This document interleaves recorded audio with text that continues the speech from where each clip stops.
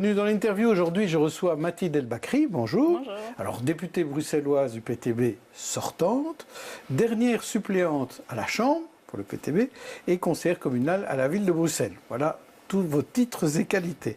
Alors, vous êtes députée bruxelloise sortante, je le disais. Là, vous ne serez plus que conseillère communale demain, puisque vous êtes tellement favorable au décumul qu'on vous a mis à une place où il n'y avait vraiment aucune chance d'être élu. Alors, je vais vous poser la question. Pourquoi? Et je vais vous proposer 3 réponses. Okay. La première, je suis dans cette position-là parce que j'ai d'autres projets. La deuxième, c'est parce que le chef l'a dit. Ou la troisième, c'est parce que j'ai perdu 3 conseillers communaux PTB à la ville de Bruxelles. Les listes ont été faites avant, mais voilà, au PTB, on n'est pas un parti qui se limite au travail parlementaire. On l'a toujours dit, on est surtout des militants de terrain, de conviction. Et donc le mandat parlementaire, c'est un moyen, mais ce n'est pas une fin en soi. Et alors aujourd'hui, on est aussi un parti qui avons grandi très très vite en très peu de temps. Et donc il y a d'énormes défis à l'intérieur même du parti, des très beaux défis. Et puis comme vous l'avez dit, je suis quand même chef de groupe dans la plus grande commune de Bruxelles et c'est pas rien, c'est déjà donc une tâche plutôt d'autres importante. projets, c'est plutôt ça Oui. la réponse, et d'autres projets internes au PTB. Alors, on parle beaucoup de cette fameuse taxe des millionnaires que le PTB veut instituer. Et moi, j'aimerais savoir comment, très concrètement, on peut instituer une taxe pour ceux qui ont plus d'1 million de revenus. Et qu'est-ce que ça comporte? Ça comporte quel type de revenus? Est-ce que vous pouvez un petit peu détailler ça de manière précise? Alors oui, pour expliquer, donc c'est une mesure qu'on défend avec le PTB depuis de nombreuses années. C'est ce qu'on appelle une taxe sur le capital, en contradiction avec la taxe sur le travail. Donc on sait qu'en Belgique, les travailleurs sont taxés 30-40% sur leur salaire. Donc ça ne concerne pas le salaire? Ça ne concerne pas le salaire, ça concerne vraiment la fortune personnelle. Et il y a un problème en Belgique, c'est pas pour rien qu'on dit souvent la Belgique, c'est un enfer fiscal pour les travailleurs, mais c'est un paradis fiscal pour les grosses fortunes. Et donc la proposition du PTB, elle est simple. C'est vraiment la question de la répartition des richesses, de se dire que les plus grosses épaules doivent aussi contribuer à l'effort. Combien? Alors c'est 1%. Donc la proposition du PTB, c'est de taxer 1% sur les fortunes de plus de 1 million d'euros sans prendre en compte la maison de résidence, de 2% sur les fortunes de plus de 2 millions et de 3% sur les fortunes de plus de 3 millions d'euros. Alors, quand on prend ce million, vous dites c'est pas l'habitation personnelle, c'est par exemple d'autres propriétés immobilières, c'est des actions, des placements, de l'épargne, c'est ça, hein, je ne me trompe pas, des collections de BD, des collections de vins précieux, une peinture, c'est quoi? Est-ce que c'est tout ce qui a une valeur qu'on a chez soi, tout ça, ça compte dans le patrimoine que vous voulez taxer? La première étape, c'est déjà de faire un cadastre sur les grosses fortunes, parce que ça, c'est un problème en Belgique. Donc voilà, si vous allez demain sur Tax on Web, tout est déjà pré-rempli à l'avance. Hein, vous n'avez plus besoin de rien faire parce que l'État connaît le moindre de vos revenus. En tout cas, les propriétés immobilières, il les connaît. Mais par exemple, les collections de BD rares, ça, il ne les connaît pas. Mais même Est-ce qu'il faudra les voir? Je ne pense pas que la question est là, même avant d'aller jusque-là. Le problème, c'est qu'en Belgique, vous le savez sûrement, le bureau du plan a refusé en fait de calculer ce que rapporterait la proposition du PTB en disant on n'a pas les modèles pour calculer ça. Par contre, on a les modèles pour savoir ce que ça rapporterait de faire travailler les gens jusqu'à 67 ans. Donc... D'accord, mais nous, ce qu'on veut savoir, je crois tout le monde, si cette taxe de millionnaire se met un jour en place, vous n'êtes pas les seuls à demander une taxe pour les plus fortunés. C'est comment ça peut se faire très pratiquement? Parce que vous le dites, il faut un cadastre. Donc s'il faut un cadastre, il faut quand même relever toutes ces richesses, tous ces patrimoines. Oui, bien sûr. On va lécher les gens, c'est ça? Il faut faire un cadastre des fortunes. Je veux dire, allez, on travaille aujourd'hui là-dessus. On travaille aussi contre la fuite fiscale qui est aussi un manque à gagner en Belgique de plus de 36 milliards par an. La taxe des millionnaires, on a quand même plusieurs études universitaires, etc., qui font des estimations. Ça reste approximatif. Oui, mais ma question n'était pas de vous demander ce que ça va reporter, parce que ça, effectivement, c'est une estimation, mais savoir comment ça peut se faire très pratiquement. Donc, vois que là, c'est pas encore clair. On ne sait pas très bien comment pratiquement on va le faire. Si, moi je suis pas spécialiste des finances. On a des spécialistes finances comme Marco Vanès au PTB. Et ce qu'il y a, c'est que c'est possible. Il faut arrêter de nous dire qu'on ne sait pas, qu'on ne connaît pas les grosses fortunes en Belgique. C'est surtout une question de volonté politique. De volonté. Alors, en termes de pouvoir d'achat, je ne sais pas si vous avez vu les chiffres présentés par l'Écho de samedi, qui disaient quand même qu'il y a eu une hausse du pouvoir d'achat entre 2015 et 2018 de 4%, si on prend le revenu personnel de chacun, les chiffres de la Banque nationale, et qui étaient même confirmés par un ancien président d'Écolo, Philippe De Feyt. Alors, est-ce que ça veut dire que, finalement, la situation n'est pas si mauvaise pour les gens qui travaillent en Belgique? Écoutez, moi, j'ai passé tout le week-end à faire du terrain, à faire du porte-à-porte, à aller sonner chez les gens pour présenter les propositions du PTB. Et le constat, c'est que les gens n'arrivent pas à joindre les deux bouts parce qu'il y a des loyers qui explosent. Donc, une des mesures du PTB pour gagner en pouvoir d'achat, c'est de faire baisser les loyers. On sait qu'avec notre proposition... En les encadrant, par exemple. En les encadrant. Avec notre proposition à Bruxelles, on pourrait gagner environ 140 € sur un loyer moyen.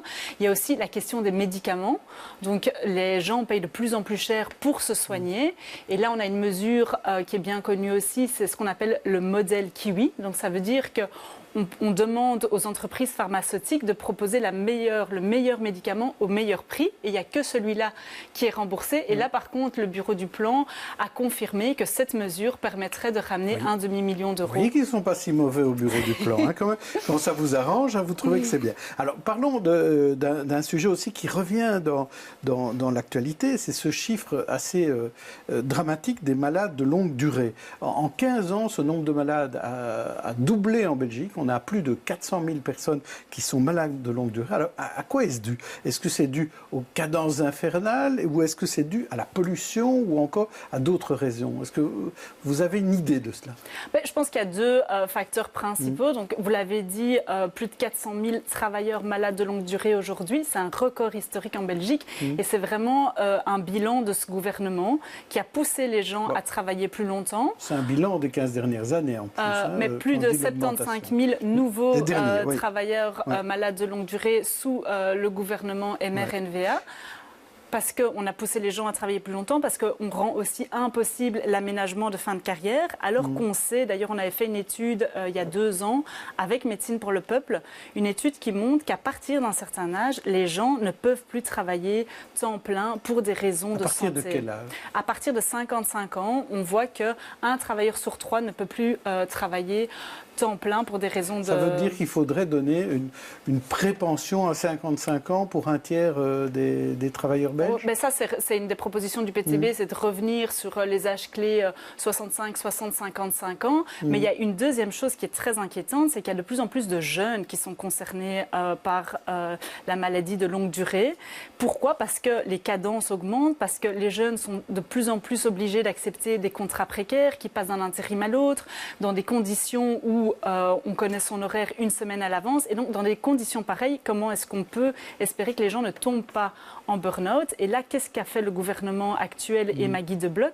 C'est vraiment d'ouvrir la chasse aux travailleurs malades de longue durée avec ce fameux projet de réinsertion qui, en plus, dans les faits... Est-ce qu'il ne faut pas réinsérer les malades de longue durée à un certain moment donné? Est-ce que ce n'est pas bon aussi, quand on est malade, quand on n'est pas bien, qu'on va un petit peu mieux, justement, de reprendre du travail? Est-ce que ça n'aide pas à une guérison, cela? Mais je pense que c'est très important de réinsérer les malades, mais de le faire au cas par cas et à leur rythme et sur une base volontaire. Parce que ce qu'on constate aujourd'hui, c'est que le projet de réinsertion, en fait, il ne fonctionne pas. Pour 7 travailleurs sur 10, ils ne mènent pas une réinsertion, ils mènent à un C4. D'ailleurs, c'est pour ça que la FGTB parlait de cette mesure comme une machine à licencier sans frais. Donc, dans les faits, ça ne fonctionne pas. Alors, parlons un peu des pensions, parce qu'on parle quand même, c'est assez lié, ces problématiques-là. Alors, vous avez dit, il faut revenir à la pension à 65 ans, 67 ans, ça ne va pas.